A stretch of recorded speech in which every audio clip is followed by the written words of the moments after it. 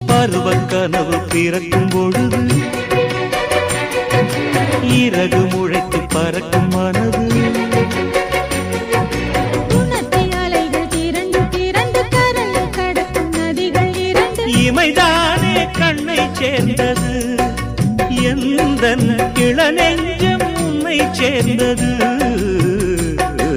செம்பருத்தி செம்பருத்தி பூவை போல பெண்ணொருத்தி